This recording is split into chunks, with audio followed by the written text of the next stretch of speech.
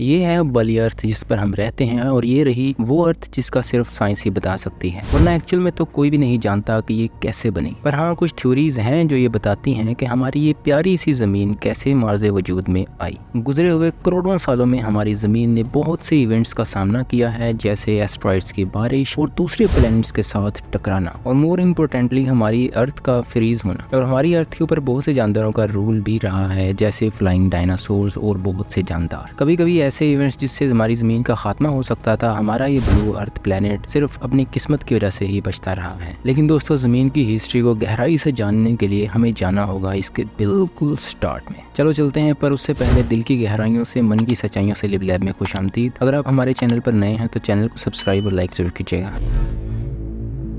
4.5 billion साल पहले हमारे सोलर सिस्टम ने इंटरस्टेलर गैसेस और डस्ट के डेंस क्लाउड्स से बनना शुरू किया। ये क्लाउड्स भंवर की तरह एक डिस्क बना और इतना गर्म हुआ कि वहाँ मौजूद हाइड्रोजन हीलियम में बदल गई। ये जो सन हम आज देखते हैं, ये सिर्फ इसी तरह बना है, और बिल्कुल इसी की तरह हमारी ज़मीन भी मार्ज़े वजूद में आई है।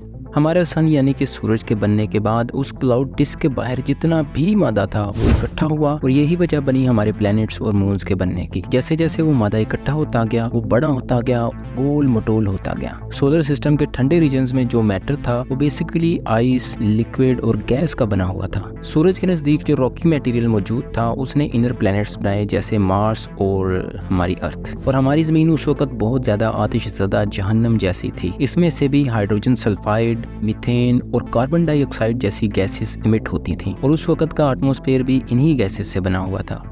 न्यूली बॉर्न अर्थ पर लगातार एस्टेरॉइड्स और कोमेट्स की बारिश होती रहती थी, और बहुत ही जल्द अर्थ ने बहुत बड़े टकराव का सामना भी किया। एक प्लैनेट जिसका नाम थिया था, जो तकरीबन मार्स जितना साइज भी रखता था, आकर हमारी जमीन से टकरा गया, और इस टकराव की वजह से बहुत से पत्थर अर्थ के ऑर्बिट में चले गए, और आहिस्ता आहिस्ता ग्रेविटी ने इन सब को इकट्ठा कर दिया और एक बॉल बना दी, जिसे आज हम मून कहते हैं, यानी ये हमारा चांद।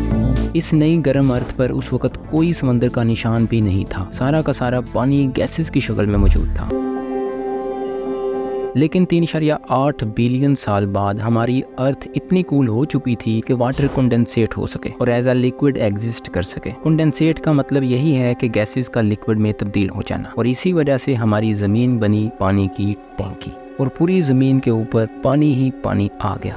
H2O यानी वाटर जिंदा चीज़ों के लिए एक अहम इंग्रेडिएंट है। तो मेरे दोस्तों, इस पानी की वजह से हमारी ज़मीन पर ज़िंदगी तकरीबन 3.7 बिलियन साल पहले से दिखना शुरू हो गई। ये सबसे पहली ज़िंदगी की शक्ल थी माइक्रो ऑर्गेनिजम्स की शक्ल में, पर करोड़ों साल बाद इन्हीं ऑर्गेनिजम्स ने दुनिया को बिल्कुल तब्दील कर दिया।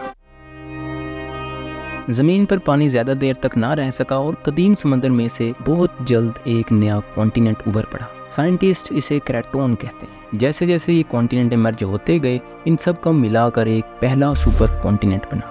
ये आप देख रहे हैं वालबार। वालबार असल में सुपर कॉन्टिनेंट नहीं था, ये बहुत ही छोटा था। साइंटिस्ट के ख्याल से ये तो ऑस्ट्रेलिया कॉन्टिनेंट से भी छोटा था। 2.4 बिलियन साल पहले के करीब सियानोबैक्टीरिया इवॉल्व हुए, और यही वो माइक्रो ऑर्गेनिजम्स थे जो हमारे प्लेनेट अर्थ के पहले फोटोसिंथेसाइजर्स थे। इनके बाद आखिरकार ऑक्सीजन प्रोड्यूसर्स भी बने, जिनकी वजह से हमारी अर्थ का एटमॉस्फेयर थोड़ा मेहमान नवाज बना। ये जो न्यू ऑक्सीजन बनी थी, उसकी वजह से अर्थ के एटमॉस्फेयर में CO2 यानी कार्बन डाइऑक्साइड का लेवल बहुत लो हो चुका था, जिसकी वजह से हमारी अर्थ बनी बर्फ वाली ठंडी जमीन। जैसे जैसे ये ठंडी से ठंडी होती गई, हमारी जमीन ने किया फर्स्ट आइस एज का सामना 1.1 बिलियन साल पहले। दोस्तों, ये वो दौर था जब ज़मीन का माहौल तब्दील हो रहा था और साथ साथ कॉन्टिनेंट्स भी हरकत कर रहे थे। ये टूट टूट कर इकट्ठे मिलते गए और नए से नया सुपर कॉन्टिनेंट बनते गए। रोडिनिया, दोस्तों, ये था असल सुपर कॉन्टिनेंट। ये इस अर्थ का सबसे बड़ा सुपर कॉन्टिनेंट था जिसने प्लेनेट को कवर किया। और दूसरी तरफ ज़िंदगी बहुत पेचीदा हो गई थी, पर फिर कुछ ऐसा हुआ कि रोडिनिया टूट के अलहदा हो गया और नए सुपर कॉन्टिनेंट्स बने। ये जो आप देख रहे हैं, ये है पेनोशिया। और फिर तकरीबन 540 से 485 मिलियन साल पहले के दौरान नई जिंदगी मार्ज़े वजूद में आई। इसे कैम्ब्रिया एक्सप्लोजन कहा जाता है। और इस पीरियड के दौरान जो जानवर बने, उनके जिस्म के हिस्से बहुत मजबूत यानी हार्ड बने, जैसे आपने देखा होगा स्नेल का शेल या स्पाइंस वगैरह। इन सब में से फेमस, जिसे शायद आपने भी कभी स्टडी किया हो, एलियंस की तरह दिखने वाले ट्राइलोपाइड्स थे।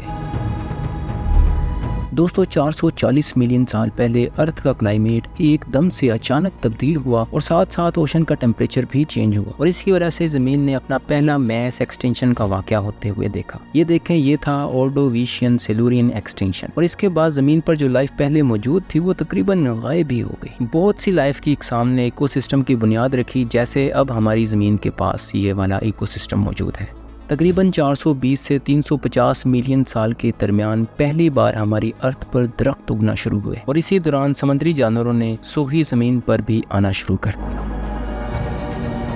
250 मिलियन साल पहले हमारी ज़मीन आखिरी और सबसे बड़े सुपर कॉन्टिनेंट से ढक चुकी थी, जिसे पेंजिया कहते हैं। बदकिस्मती से इसी दौरान हमारी ज़मीन ने सबसे बड़ा ज़ख्म भी खाया, जिससे बहुत से जानवर नापैद हो गए, जिसे द ग्रेट डाइंग भी कहते हैं। भारी मिकदार में ग्रीन हाउस गैसेज और ग्लोबल वार्मिंग की वजह से तकरीबन 90% तक की स्पीशीज इस अर्थ से मिट गई। लेकिन इस मैस एक्सटिंक्शन ने न्यू एनिमल्स को इवॉल्व होने में मदद की और एनिमल्स की नेक्स्ट वेव आई। 240 से 230 मिलियन साल पहले डायनासोर्स नजर आना शुरू हुए और अगले 150 मिलियन साल तक इन्होंने पूरी दुनिया के ऊपर रूल किया। अगर आप वहाँ उस वक्त होते तो आप इस बात के चश्मदीद गवाह होते कि आपने जिजेंटिक साइरोपोड अर्जेंटिनोसॉर्स, जो कि वाकई में किसी मॉन्स्टर से कम नहीं और यही लैंड पर पाया जाने वाला सबसे बड़ा जानवर था। और साथ साथ आप इस चीज के भी गवाह होते कि पेंजिया वाकई में टूटा और न्यू कॉन्टिनेंट्स बने, जिनको आज हम जानते हैं। 66 मिलियन साल पहले एक बड़ा शाब साकिब हमारी ज़मीन से टकराया और इसकी वजह से बहुत सा मटेरियल एटमॉस्फेयर में फैल गया और सन को ब्लॉक कर दिया। इस डिवेस्टेटिंग इवेंट की वजह से क्लाइमेट तब्दील हुआ और बहुत से डायनासोर्स यहाँ से गायब हो गए। इसके बाद एनिमल्स के इमर्ज होने की जो न्यू वेव आई, उसमें मैमल्स यानी कि ममालिया जानवर बहुत ज़्यादा थे। अब ये वो दौर था जब इंसानों ने दुनिया के ऊपर चलना स्टार्ट किया। ये जो इंसानों की स्पीशी आप देख रहे हैं, इसे सैलोट्रोफस कहते हैं, पर ये स्पीशीज हाथों और पैरों दोनों को यूज करते हुए चलती थी। 4 मिलियन साल पहले अब जो शुरुआती इंसान थे उन्होंने भागना भी स्टार्ट कर दिया और इसके सिर्फ 1 मिलियन साल के बाद इन इंसानों ने अपनी चीजों को तोड़ने फोड़ने के लिए एक नए आलात बनाए। 800,000 साल पहले इन इंसानों ने चिंगारी के थ्रू आग लगाना भी सीख ली और उस आग से वो अपना खाना भी पकाते और खुद को सर्दी से बचाने के लिए भी उस आग को यूज करते। अब ये वो दौर था जब इंसानों का दिमाग बहुत तेजी से इवॉल्व हो रहा था, जो पहले कभी नहीं हुआ था। इन इंसानों ने खुद के साथ इंटरेक्ट भी करना स्टार्ट कर दिया। ये इंसान एक दूसरे के साथ गपशप भी करते और एक दूसरे की मदद भी करते और इन इंसानों ने इस वक्त दुनिया को एक नए अंदाज से देखना भी शुरू कर दिया। फिर तकरीबन 40,000 से 15,000 साल पहले होमो सेपियंस के अलावा इसकी तमाम स्पीशीज एक्सटिंक्ट हो गई। 10,000 साल पहले इस जमीन ने देखे पहले फार्मर्स। ये इंसान फार्मिंग करते थे और इतना डेवलप हुए कि सिर्फ 250 साल के अंदर सनती इनकलाब आया और ऐसी न्यू टेक्नोलॉजीज ने जन्म लिया कि आज इंसान खुद को पता नहीं कौन सी मखलूक समझता है। वही फार्मर्स यानी कि देहाती इंसान ज्यादा इंडस्ट्रियलाइज होते गए और आखिरकार शहरी बन गए। हम इंसानों की पॉपुलेशन बढ़ती गई और इतनी बड़ी कि 1804 तक 1 बिलियन तक पहुंच गई और 1927 तक 2 बिलियन और 1960 से ग्लोबल पॉपुलेशन इतनी बढ़ी कि आज 8 बिलियन से ज़्यादा हो चुकी है।